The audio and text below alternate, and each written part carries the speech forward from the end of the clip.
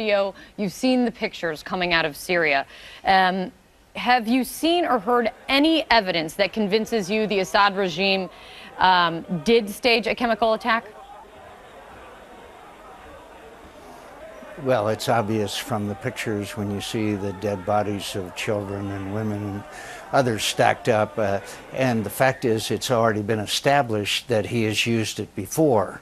So as I said, it shouldn't surprise us when we use it. He's used it again. It's horrific and outrageous. And the president a year ago said there would be, if they crossed a red line, that there would be response. We know now, of course, that they've already used it.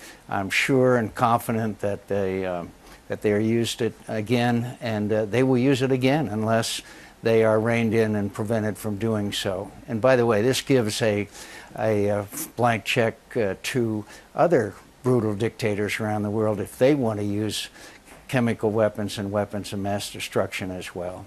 Well, after that, the administration acknowledged that they had crossed the red line. They started supplying some additional arms to the opposition. What more do you think the administration should do?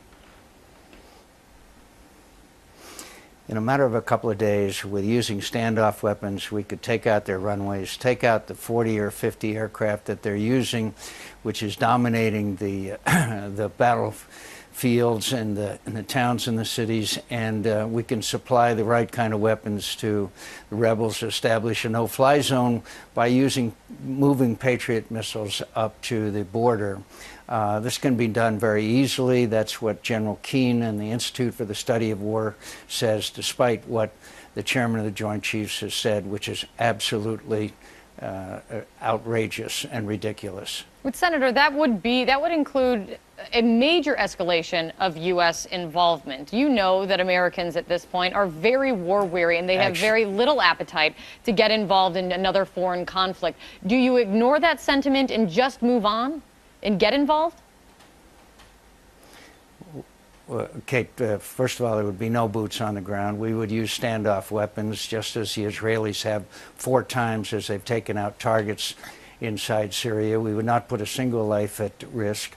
And isn't it time, Kate? These horrific pictures of these people, over 100,000 have been massacred, with Hezbollah, with thousands of troops there, with the Iranians on the ground, with the Russians supplying them with equipment, and these people are fighting for their lives, and I know them. I've been in Syria.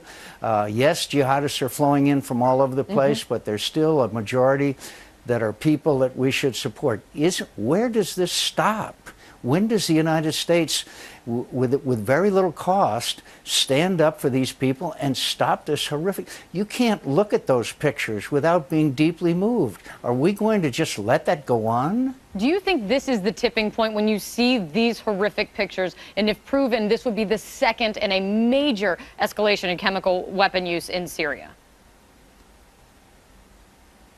No, I think it was proven that he's used it before, so it shouldn't surprise us when it is used again. And he will use it again if he feels there's not going to be any retaliation.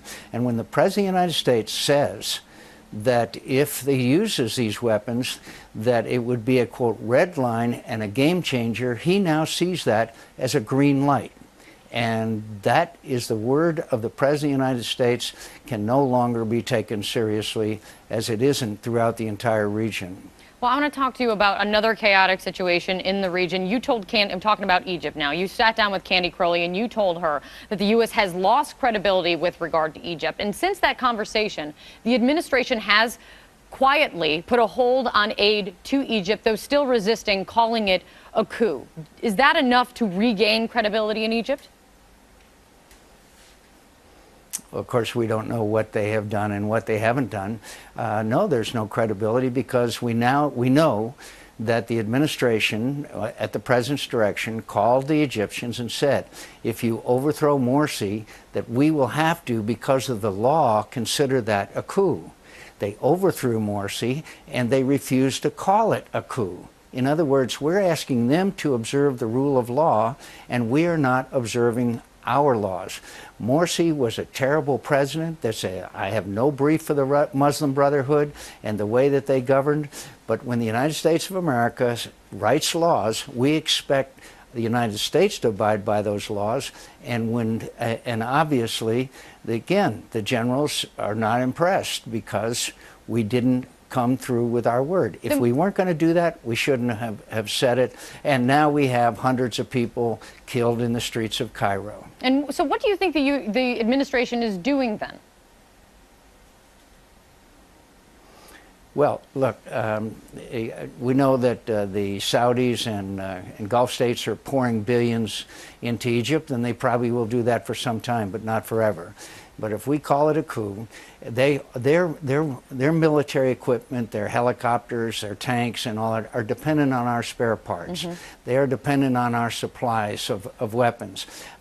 We can affect whether the IMF will provide them with loans or not. Tourism is a backbone of their economy, and so is business.